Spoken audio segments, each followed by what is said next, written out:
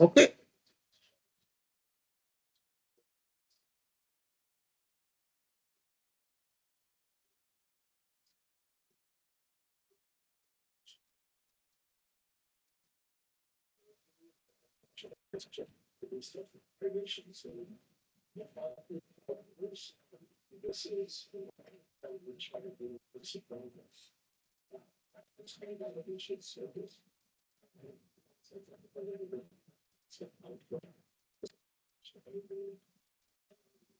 All right.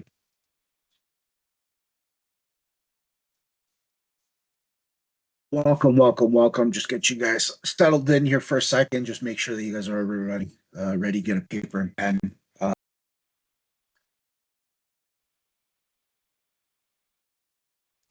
Start now. Ever wonder why some sales people always hit their targets while they're struggle even with the same leads, right?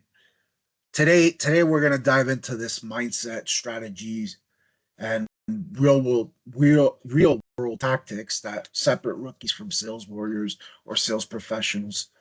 Um, I want to separate the rookies from the sales professionals and the sales warriors, and how you can start winning every conversation every time. I'm Sal Cosentino.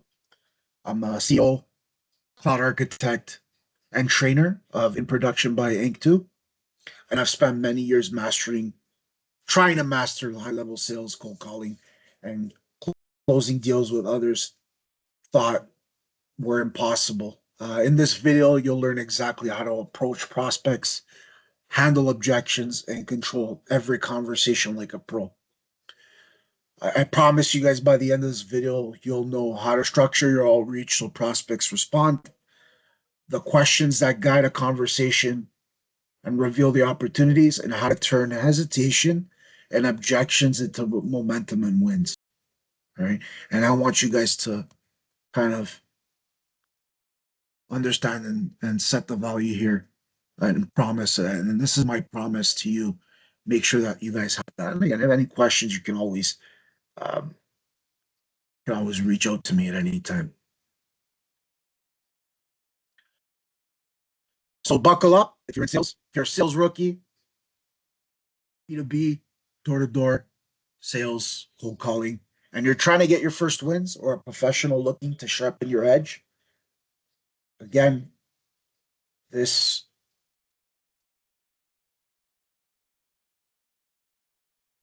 this is the playbook you're going to need, right? So let's get started. So what I'm doing here is, I wanna have a goal between two people, and not to catch them up emotionally. So I'm not here to manage. Sales leadership is not management. It's not babysitting, and especially when that's where this sales leadership comes from is not management. It's not babysitting. It's showing up, right? So the goal with your sales rookies and your prospects is not to catch them up emotionally. It's to reset the ownership for one. And I'm gonna write that down.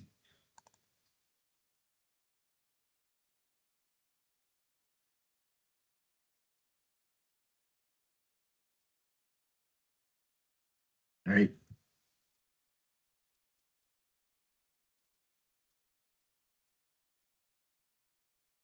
Right. Surface blocker tests or fast blockers, right? Any blockers that you have. So I want to surface that and fast.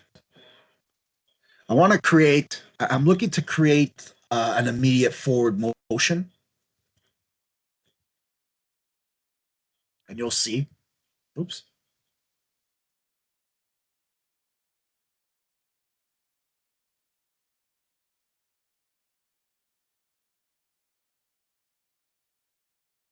And I want to also apply pressure without shaming, right? And again, pressure.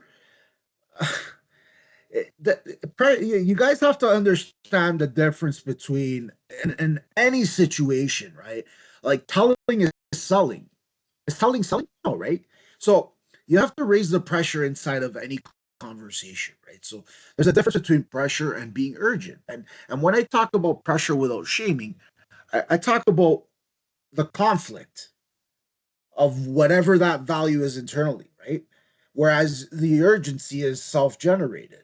When you tell someone to go do something, they feel pressured that they have to go do something, and that goes against their values, and they get defensive and they build up a wall, right? They don't come up with the thoughts themselves, right? So, apply pressure, but you're applying the conflict of eternal value without actually shaming them, right? And what I want you guys to understand is when I say that, right? These are the 4 points, and you'll kind of understand where the goal is not to catch them up emotionally, right? And I'll understand. I'll explain to you with these 4 points because it makes sense. You get caught up in the moment, right? Like urgency, you're kind of just yourself generating this meaning that the person comes up with their own thoughts themselves, and in their own head, and then when they come up with their thoughts inside of their own head, they act quicker than what they would normally act, right? And that's the whole point, right? And professional questions you can ask that force action, even if they miss meetings or fall behind. And in this scenario,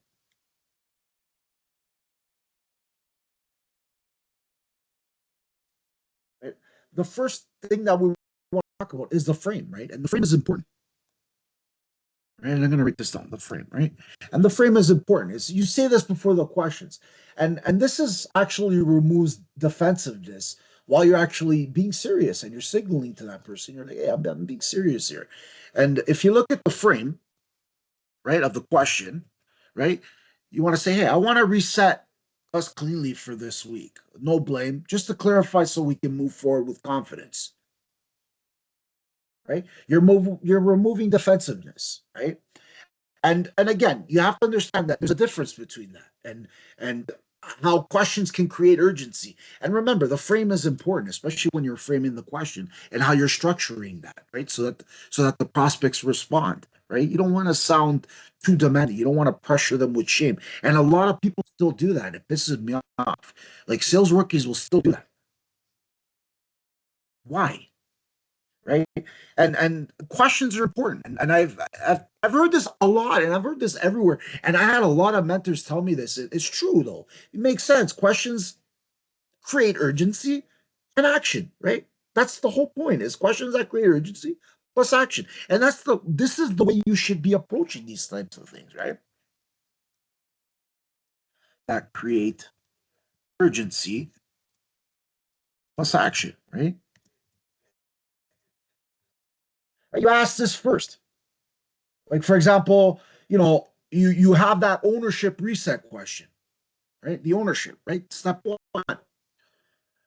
And then I'm going to copy this out for you. And I want you guys to get a sense of the question, right? So that you guys understand what that means, right? And I want us to reset cleanly. And this goes back to the framing, right? So ownership reset question.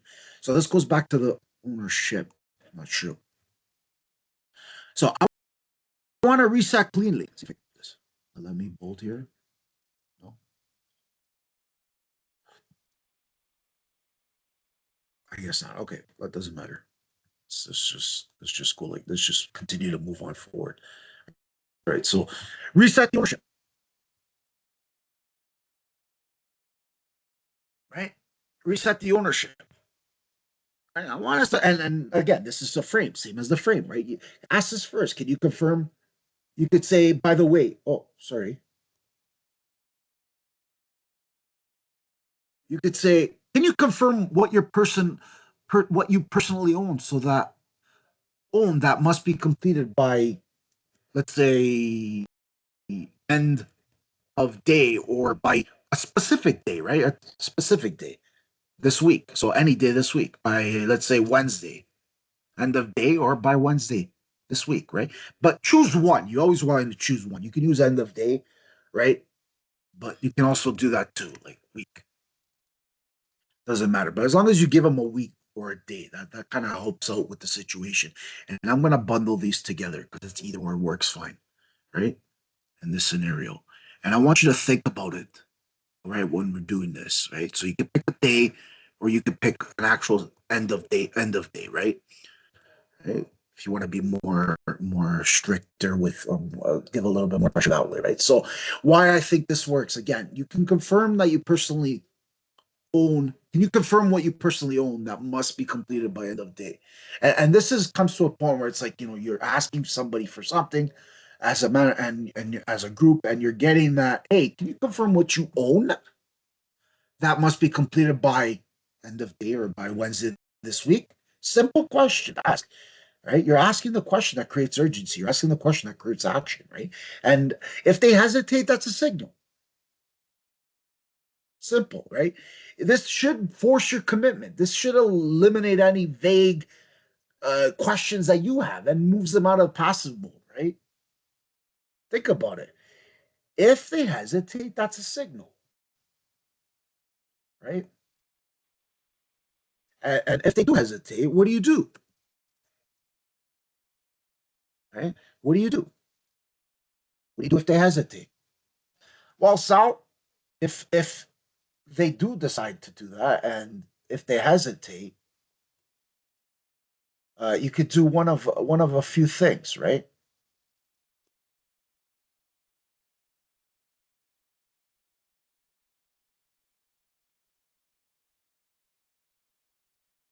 Sorry, guys, give me 1 second.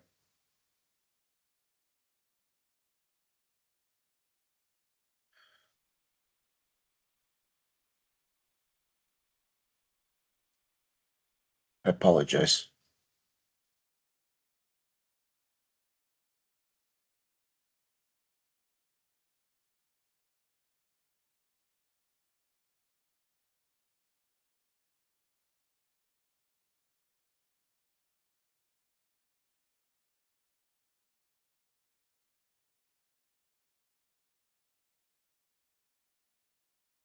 And again, you're gonna get that scenario a lot, right? Especially when we're going back to that scenario.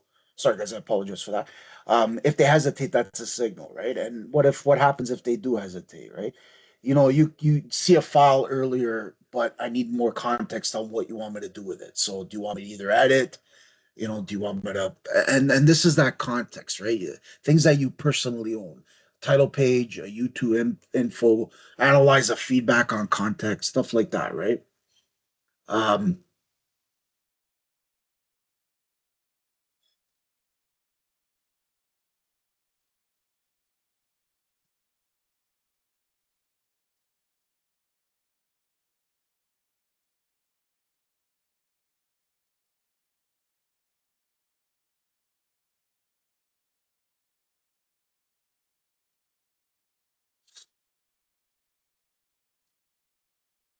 Sorry, guys, a little bit of technical issue here, but again, in this instance, if they hesitate, I would pause and observe. I would get on their frequency. I wouldn't rush to fill in the silence. Um, that the hesitation itself communicates, right? They're not fully confident, they might not understand their scope, or they're just avoiding responsibility, right? So clarify again, or clarify the scope, like follow-up questions, even just to surface that block that they're hesitating with the prospects, right? So stay with the prospect, like which parts of this section feel unclear, or like you can say stuff like that, right? Especially when you talk about hesitation, and that is a signal, and right. So this is actually some follow-up questions to ask, right? If they feel hesitant, right? And it'll happen again, it'll happen, right?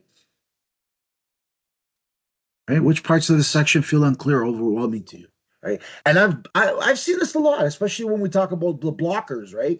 When we talked about the blockers, right? Is there something holding you back from committing this responsibility, right? That's another question you can ask, right? Another question you can ask. And when we talk about surfacing the blockers and fast, right? Confirm accountability. So what else do you need input from to be able to own this fully, ownership, right? So what else do you need?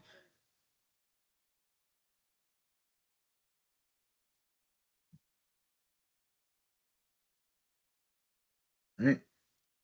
Let's do this, right? What did they feel hesitant? What else do you need? Sure, no problem, right? That's great. This is exactly what you need, especially if they feel hesitant, right? And even if we break, even the hesitation itself communicates, right? So think about it that way. They're not fully confident. They might not understand their scope, or they're avoiding responsibility. So lead with leadership leaders, right? Professionals. So lead them with that. Make them feel accountable. Make them feel like they're owning their ownership, right? That they must complete something by this day, right? So like for example, you also wanna, is there some? And I think I just mentioned that before about the blockers, right? And is there something holding you back, right? Hesitance, right? And we'll go back to question number two or comment number two here, and we'll kind of break that down a little bit further. But we'll leave that um, into the hesitation part, right? And the questions you need to ask, and reframing it into action, right? So once you uncover that hesitation, right? How do you reframe it, right? Reframe.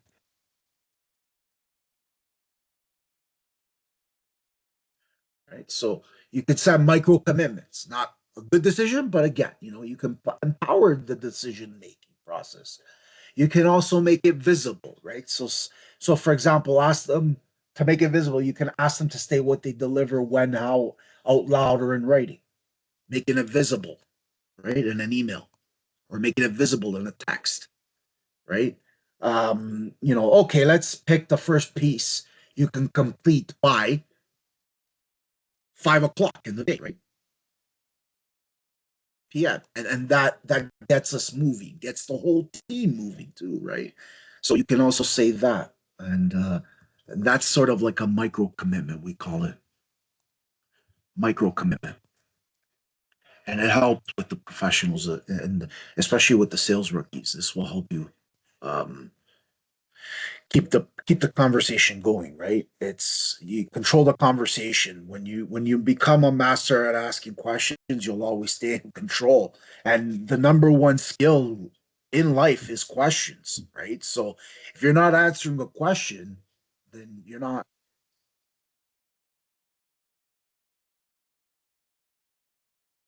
hesitant, right? About it. There's always that keep the customer going, right? Keep them going, keep them happy, stay on their frequency. Like I said, pause, observe if you had to. Don't rush to silence, right? Um, right. So clarify that scope, identify those blockers, confirm accountability, right? If we reframe it into the action, like I said, ask them to stay whether they deliver when, or a certain ownership of what they need to deliver, right? If you're unsure about some of the details, you're empowering the decision making on them. What can you decide on today to keep the momentum, right? So help them understand, right? These are some great questions to ask, and gives them the power to make their own decisions, right? And not feel forced or pressured,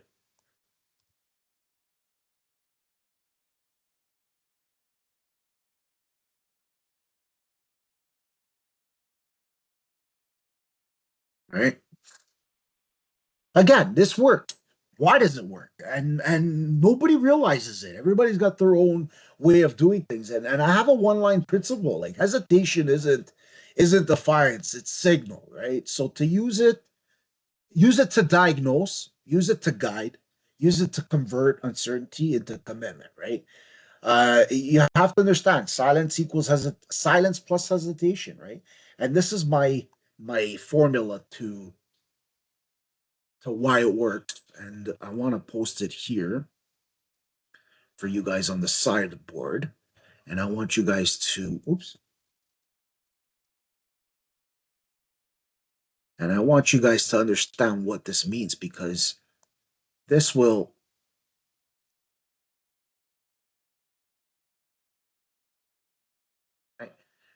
and this little thing of why it works is helps a lot of people, and it definitely helps me moving forward, especially when we talk about resetting ownership and in a conversation, right? So who owns what? So that becomes hesitation. It's the number one skill is to ask a question. You always ask a question, right? And once you ask that question, you'll get that, right? Is telling selling? No, right? So you have to understand you're not really pointing fingers at that person. It's how you want them to act, right? So raise pressure inside of the conversation. We talked about as well too. So um, how do you get your prospects to do something, right? And silence and hesitation equals opportunity to diagnose resistance, right? Do you know what that means? No, right? Not a lot of people understand that, right? So you have to instead of pushing them, you have to guide them to clarity and ownership, right?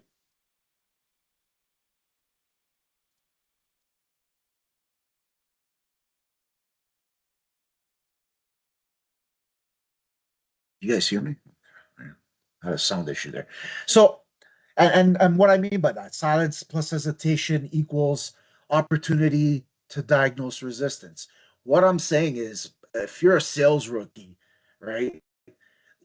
When the prospect hesitates, don't react emotionally or don't react nervously or don't try to fill the silence immediately with more talking or reassurance. And I've seen a lot of sales rookie do that, and it's a no-no, right? Don't do it. Don't push the solutions too soon or repeat your pitch, right? Focus on getting the answer rather than understanding why there's hesitation, right? So as a result of that, the prospect, yeah, they'll feel pressured. Yeah, they'll feel misunderstood. Or the prospect may also feel defensive, right? And the momentum there stalls.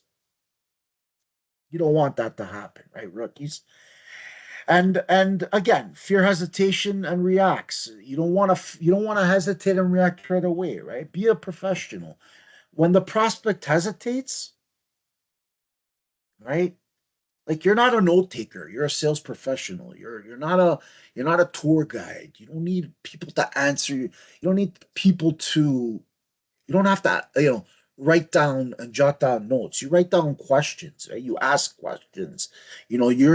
Show executive presence, right? Get the answers that you're looking for, right? Recognize, especially sales professionals, right? When a prospect hesitates, we professionals recognize hesitation as a signal, right? So, again, Ricky, our sales fictitious character, Ricky, that's a no-no, right? So these are some notes for Ricky.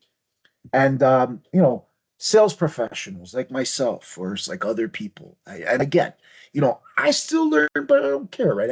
I try to I ask questions when I talk to people, right? So instead of pushing them, I guide them to clarity and ownership, right? So, if you're unsure about what can you decide? What can you decide? Give them ownership. What can you decide the language on today to keep the momentum,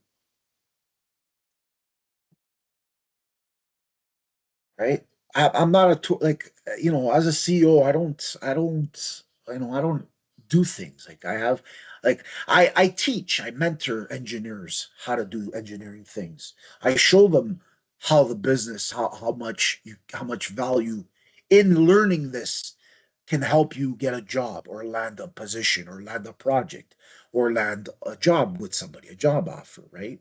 Learning how to put these things in your resume as well too, right? So, training and mentoring and thought leadership helps specific people that are just learning or studying and becoming that, right? I have 20 years experience. Doesn't mean I know everything, but doesn't mean I can't do everything either, right? Ask the right questions and you'll get it. I can show you, right? Instead of asking or telling you something. I can show you. I can decide on today. I'm unsure about this question, or I'm unsure about that question, or I'm unsure of picking like, let's pick the first piece you can complete, right? That's not a problem, right? That gets us moving, right? The knowledge is there. It's just the right questions to ask. You're not asking the right questions, right? And rookies, even with 20 years experience, it's embarrassing. It's a no-no, right? You ask the right questions, right? By the way, out of all the questions that you could have asked about the product or about the service, is the operations, why did you decide out of all the questions? That was the most important question out of all questions you asked. Like, you chose that one. I just wanted to better understand just from my data and for my information. Question, right? And again, just like any good lawyer or good consultant, you know, hey, that's an amazing question that you just asked me. Like, any lawyer or any good consultant will ask you a good question, right? And sales professional, again, because of this hesitation, like asking guiding questions to uncover these blockers, these gaps or uncertainties. And obviously, when we know that as a professional, when the prospect hesitates, like Ricky, it leads that prospect towards clarity, right? And ownership without even pushing, or just the emotion of it, right? So the prospect feels heard, guided, builds trust, right? Actions happen naturally, pressure becomes calm, you know, don't raise up and defense and, like, I've seen people do that structured, and I've heard a lot of people tell me that. So I thank everybody that actually told me about that, because it does make sense. I see this 100 times, right? And I see guys with 20, 30, 25 years experience, like, just quiet. They don't ask nothing, emotional. Um, you know, rookies with 20 years experience fear hesitation and react, right? Professionals leverage hesitation to diagnose and guide. Me as a professional, I'm there to guide and leverage hesitation, right? So what can I do for you? Right? Control the conversation when you, right? So control the conversation, ask questions back. Uh, you know, Prospects will say, well, we just really wanted to see if this system, this application, this structure, this infrastructure works out, if the product works out, right? We wanted to see your experience in the last, 3 weeks. So that conversation is going to move, right? Because you think you're about being backed up in a corner, getting pressured to answer when you only been in IT for X 25,000 years, and you've been doing this for a long time, and you're an architect, so right? Even without showing people, you still know, right? A professional sell, and and and obviously now you can answer it to see what they really felt, where it was valued into why they chose that question, right? So, can you confirm what you personally own that must be completed by end of day, right? Or which parts of the section feel unclear or overwhelming to you, right? If they're hesitant, or another hesitation is, who else do you need input from to be able to own this fully? Who else do you need input from? There's more than one person. Is there something holding you back from committing to this responsibility, right? So reframe into action. Ask them to state what they'll deliver out loud, or even in writing through a text or through an email. And especially in architectures, designing and implementing, right? In projects. So you have to talk to the right team. So empowered decision making, again, micro commitment. These are all ways to feel hesitant when the prospect feels hesitant. So if they feel is the prospect.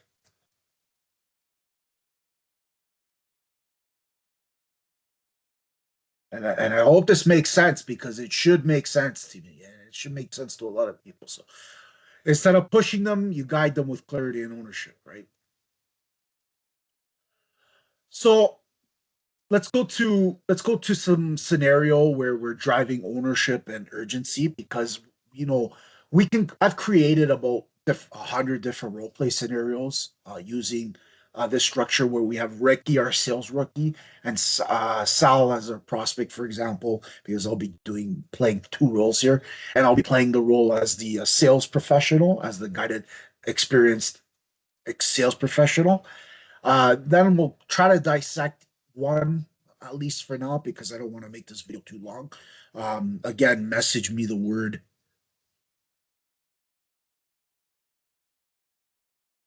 uh, questions or questions by INC. And this is a great topic, I think. And this will help. Oops. Questions.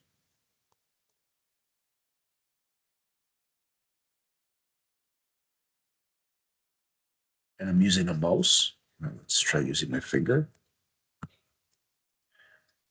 Questions. All right. So message that in the chat at the bottom of the chat. And I'll send you over some of the other 6 to 7 different scenarios that I have. So I'm gonna pick one of them right now. Like I said, we have the ownership, we have the reality check questions, we have the blocker exposure questions, we have the decision authority questions. We can create immediate forward motion, we have decision authority, right? We can pick time commitment questions, we can pick consequence awareness questions, and we also have the final commitment question. Um, and again, I can take we can give you the I'll give you the takeaways after that just to kind of give you an idea. But again, those are the 7 that I want you to know for now, and I want you to write that down because and I'm gonna go with the ownership, right? Of driving ownership, and then I'll probably actually, you know what? I'll give you one that shows ownership, right? And then one that shows urgency, and we'll call that time commitment, right? And we'll give you 2 scenarios on that, and then we're gonna end this session for today. So you have an ownership reset question, for example, right? And you have the scenario where Ricky, the sales rookie, says, "Huh, so I guess I should probably do my section in this project." Then you have Sal, your sales professional who works with the sales rookie and says, "Hey, can you confirm what you personally own that must be completed by end of day Wednesday, which is this week?" The prospect or colleague would say, "I own the web design and the design of the website, and I own the content within the website." Bang. Right there, the dissection, the rookie is vague. Oh, so I guess I should probably do my section. Well, you should know what your sections are or ask questions, right? Um, don't just wait 3 or 4 days to ask us a question, right? And then get caught in the moment like you weren't there as part of the team, right? And then, it's vague now. It becomes passive, like, oh, I should do my section 5 days later, right? With whatever issues. It's always good to ask questions in between those 3 or 5 days of being absent. That way you're fully aware of what's going on, and use that towards your advantage, because that way you can do that in the background without even having to attend the meeting, or ask questions during these sessions, or ask questions during your away, the days that you're away, so you can ask those specific questions, right? So these are big mistakes that rookies do. Like, oh, should I probably do my section now? All of a sudden decided to punch in. So, as a sales professional, ownership reset question. Let's stick to, can you confirm what you personally own that must be completed, right? So, I'm going to stick to my reset ownership. Can you confirm what you personally own that must be completed by Wednesday? Or if you want to be tougher, you can say end of day, but Wednesday's fine. And again, the prospect, oh, I own um, the client will say, I own the web page and I own the architecture around the storage. If we were to dissect this, going back again, the rookie, vague, passive, professional, forces clarity and explicit ownership, right? So ownership of the reset question. Can you confirm what you personally own, rookie? That must be completed by Wednesday or must be completed by end of day, right? Prospect now states responsibility, clarity, moving with ambiguity now, right? So they can answer that question. Say, I own the website, the architecture around the website in the cloud and the storage sections, right? Very straightforward, right? And then we'll talk about an urgency question. And I think urgency in this aspect, um, we can use the time commitment, right? So you'll have our sales rookie say, no, the prospect will say, I'll send the initial draft by Wednesday noon. Right? And the sales rookie, Ricky, would say, I'll try to get it done soon. Okay, why? Right? No, no, you don't say, I'll try to get it done soon. This is what you have to say. So, when exactly will I see your first meaningful update this week? Right? And the prospect will say, I'll send the initial draft by Wednesday noon. Not, I'll try to get it done soon. I'll try to get it done in 2 months. When exactly will I see your first meaningful update this week? Right? You're forcing a concrete time-bound commitment, right? And you have to understand the difference between, you know, I'll send the initial draft by Wednesday noon, right? Okay, that's a time. He's giving you that time. He's giving you that date, that sense of urgency, right? Um, you know, and you as the rookie, I'll try to get it done soon. Or no, exactly will I see your first meaningful update this week? You'll get the prospect that answer and say, yeah, I'll send the initial draft by Wednesday noon. No, I'll try to get it done soon. Okay? Or are you clear? Like, for example, oh, if it's late, then we'll figure it out. Like, it becomes a consequence now, right? Aware. Like, oh, if it's late, well, I guess we'll figure it out. Like, yes, if it affects the business writing kickoff and the executive summary alliance, is what the prospect would say, right? Or are you clear on how delays were here impact the overall submission and downstream our team? Yeah, it affects the business with writing kickoff and right and the professional there connects actions with real consequence. It affects the business writing kickoff and executive summary alignment, right? The prospect now understands why urgency matters rather than pressure, right? Where it's applied through the accountability action of an action, not your emotion, right? That time commitment. And the professional wants to connect actions to a consequence. So how are you clear on how delays here impact the overall submission? Let me copy that for you.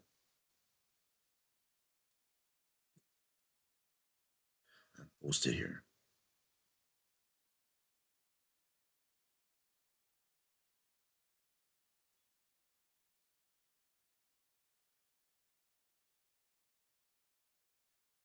It's not really a micro commitment, but it's a consequence aware,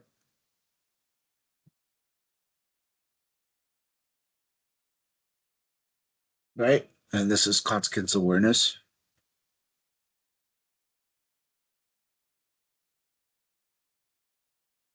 And again, know the difference there and know how to talk, right? Uh so you know, are you confident you can deliver this, right?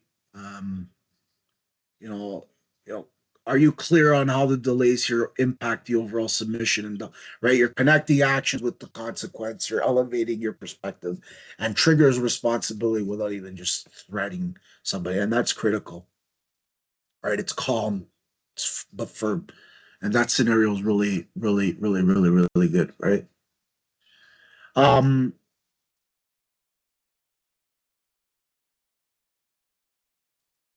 so again, understand that because it is important. If you're interested in some more, again, comment the word questions, and I'll send you over a PDF.